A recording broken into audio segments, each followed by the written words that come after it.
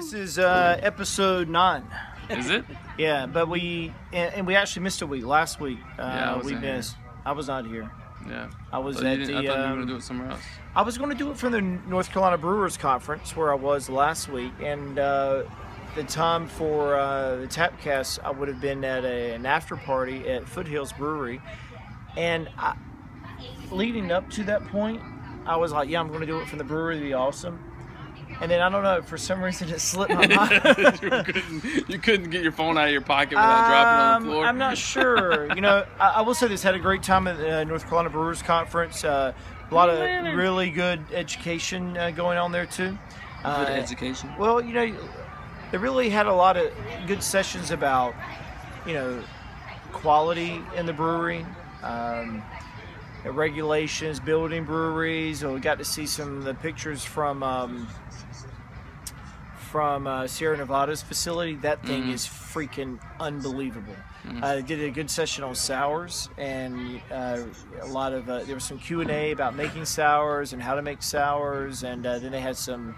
Obviously, there was a lot of beer to taste, and they had different sours for you to taste. I also got to meet a girl that works with the Cicerone program named Virginia. And are you familiar with that program?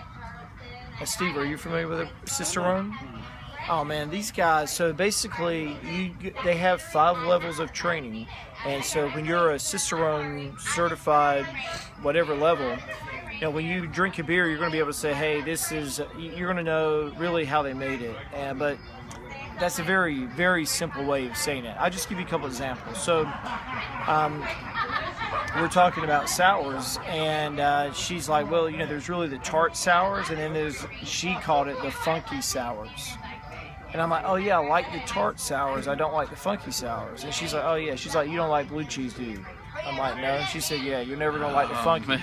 She's like, I mean, it was that kind of level. I mean, so she's also, we were talking about making some beer, and she throws out some I would like the funky. some probiotic, blah, blah, blah. And some word I didn't recognize, but my wife, who's a nurse, does. And they're like, oh, and it's just a whole level, a different level. I think they have 5 levels of certification. The 5th level, there's only, I think, 13 people in the world that actually have passed that level. So anyway, it's not just a beer thing; it's a beverage, you know, certification. But look it up, Cicerone. They're based out of Chicago. I think they're in Ravenswood, but it kind of blew my mind. It was really awesome. I'll have to remind me. I'll share something else about it as well. We got to go to. We were at the awards banquet. It was kind of neat. They had the head brewer, the owner of what's it called, the Weeping Radish or something like that. It's the one down at Nags Head. It's the original one in North Carolina. And just looking at how the industry's booming, they also gave a lot of stats about how many people the big guys employ in the U.S. compared to how many people craft brewers employ. A lot of talk about distribution and what's going on. A lot of the big guys like AB, Miller Coors, you know, they've been testifying up in D.C. Because they're trying to do the merger. But basically what they started to do now, because see, the distribution laws are different in every state. So in some states, they actually own the distributor. Some states, they don't. What they're doing, they're going in and saying, we're going to pay you like hundreds of thousands of dollars incentive if you give us 98% of your distribution. So basically what they're going to do now, because craft brewers have been taking up so much of their business, they're going to go take the distribution model and pay them to not distribute the craft beer. So what's going to start, the fear is what will start happening is when you go to the grocery store, you won't be able to get craft beer anymore. Well, you'll get 2%. Because they're going to take the lion's share. So it'll be interesting. North Carolina, there also there's a big push here about increasing the limit of where you can self-distribute. So that's a big push right now. Last year it didn't make it out of committee because the committee chair owns one of the distributors. So I'm talking to you, distributor. Distributors are great. Breweries love distributors, but if you are an owner and you're sitting on a committee and you don't allow democracy to work, That's not democracy. That's un-American, and you should not be an elected official. And anybody who voted for this person should vote against this person. And it's just freaking evil. So I will start talking about that. So what do you? Where's your box at? What do you? It's not a soapbox. It's reality. I mean, and it makes no. I think there should be no distribution law. Like, if you wanted to have a distributor, you should have a distributor. If you want to do it yourself, you should do it yourself. But in the state of North Carolina and many states, you have to. Once you hit whatever the barrel limit is for that state, you have to give every bit of your sales, barrel 1 forward, through a distributor. And when you sign up with a distributor, they're your distributor for life. And if you want to break contract with them, you have to prove that they haven't supported you, that they breached contract. So, the distributor, and look, distributors in this state do a good job. There's great distributors, but it just makes no sense that you have to sign and you're not allowed to have a choice the rest forever, perpetual contracts. I mean, these are archaic laws that just need to be done away with. There was a other interesting thing too about there was a session where they compared like pre-prohibition breweries and post-prohibition breweries, and like, man, they've got all these stats like how many people live within proximity of a brewery, different social dynamics that are taking place that made breweries go away, made them proliferate. So it was very educational, and got to drink great beer. And I met the head brewer from Foothills, and he's a big ECU fan. He actually lived in Greenville for like 9 or 10 years, and he was a brewmaster at Hams. I'm like, small world.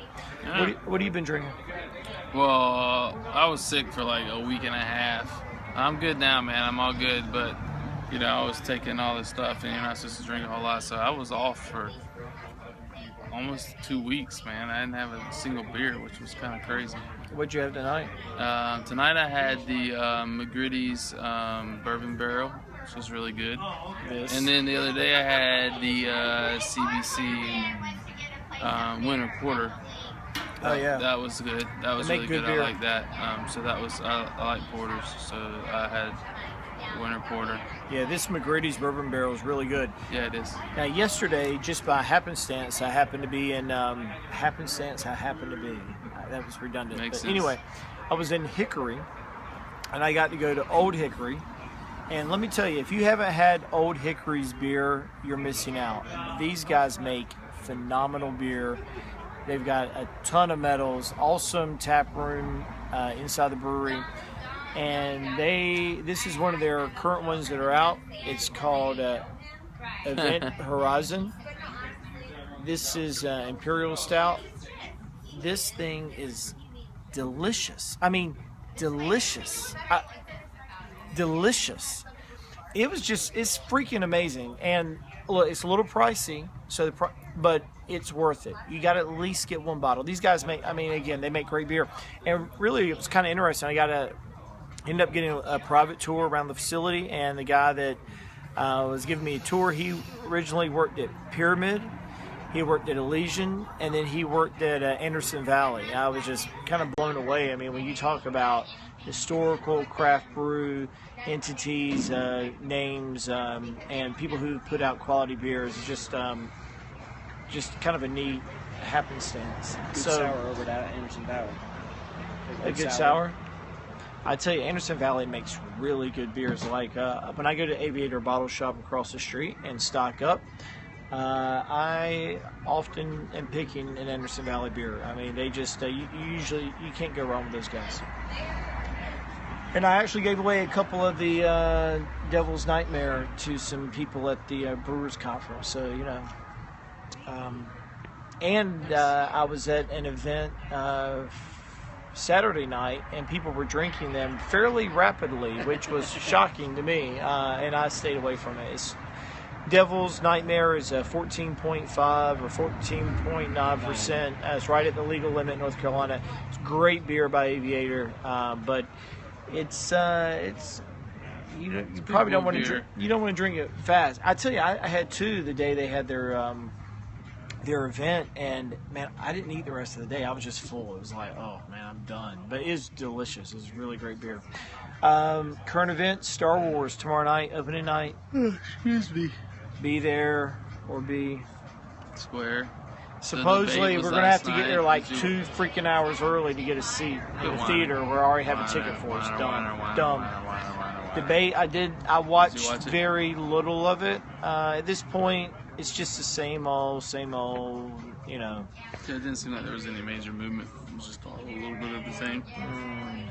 Yep. It's almost Christmas. Yes, it is almost Christmas, which I can't That's the believe. current And the event. weather's been great. It's 70 degrees tomorrow. Awesome. Yeah. I love the South. Yeah. It's supposed to get chilly over the weekend though. But chilly's like 50 something. Yeah, I'm going to Richmond this weekend. It's going to be like 40s. Mm. It's like, ooh, 40s. That might be it for this week. Somebody said something. Uh, I can't read it. there seemed like there was some other big event going on. Well, it's all the sports champion. Like, what are we? When is the championship games? Are they done? For what? Like college football. Like, Oh, or the all bowl. The bowls start the 19th. So and, and there's all like the championships are done, right? there's like all the 40. Oh, all the conference championships are done. You got right? like 40, So we're 40, 41 or 2 bowl games. So it's set. yeah. Yeah. Oh yeah, So everything's it's done. Michigan State. Yep, it's Alabama. Alabama. Who's playing who? See if I can get this right. Clemson. Clemson is Playing, Michigan State, and Bama, Ohio State. Is that right? Did No. it beat Ohio State? I'm Ohio sorry. State's Oh, playing it's Clemson, Oklahoma. Yeah. Clemson, Oklahoma Yeah. is playing. Not Oklahoma State. No, Alabama, Clemson, Oklahoma, Michigan State. and Alabama, Michigan State. Hmm. Yep. It's going to be good. The only two. Johnny Manziel's running the Cleveland Yeah, Browns. the only 2 teams I really would want to win that play each other the first round. So that's Clemson, OU. So Hmm. not a Big Ten fan. Yeah, I don't know what else is happening. Yeah, it seemed like there was something I wanted to talk about. Maybe it was Star Wars. I don't know. All right, folks. We'll see you next week. Next week will be what? What day's Christmas? Oh man, it will be. It's like it'll Christmas be Eve. it'll be Christmas Eve. It'll be 23rd. So, yep. 23rd. We'll be here next week. Like always, we're a little later tonight. We're at Aviator every Wednesday night. Come out, drink great beer. They always have different cask beers. They also, right now, they've got the Habanero Saison and King Ralph. They've got the what we're drinking, which is the Who got first? McGritty Bourbon Barrel. But then they also have. Did they have it tonight? The Ghost Pepper Kolsch. Last week they had a Ghost Pepper Kolsch, was really good, but I like the Habanero Saison. It's got really good heat. So. Yeah, and they got a new bartender that's a comic. Oh Stuff on man! Sci-Fi. Had a bartender tonight who used to be he's a brewer. Was a brewmaster at a local brewery, and now he's here at Aviator. So that was great to see him. It's funny because I walked in and Jamie, our bartender, who's the best bartender in the whole world, she's like, "You know this guy?" Because he says he knows you, and I'm like, "Man, you look familiar." And we start talking, and we were both at the Brewers Conference last week. So anyway. Small world. He had the whole beard thing too, but I did recognize his face. I'm like, "You're a brewmaster. I know you're a brewer." But anyway, I love North Carolina breweries. I love the brew scene. I got an NC Beer Guys T-shirt, so now I get to check off another brewery from yesterday. I counted today. I've hit 30 some breweries out of now 100 and almost 30. So I got a ways to go, but I'll get there. Oh, and since we did talk about our other weeks, this weekend, actually Friday, 2 days from now, is when we're doing the Christmas event in Wilmington, and the neighborhood that we're working with, they'll be giving their presents away to the kids. They got a meal. All the food's been donated. People are donating their time, and then all the presents have been donated. So 20-some kids and 5 families in need are all being helped out through this. So it's been great. Appreciate everybody in Wilmington and all the breweries, bottle shops, and individuals who've helped out. There you go. All right. Peace We'll out. see you next week. Happy holidays. Peace.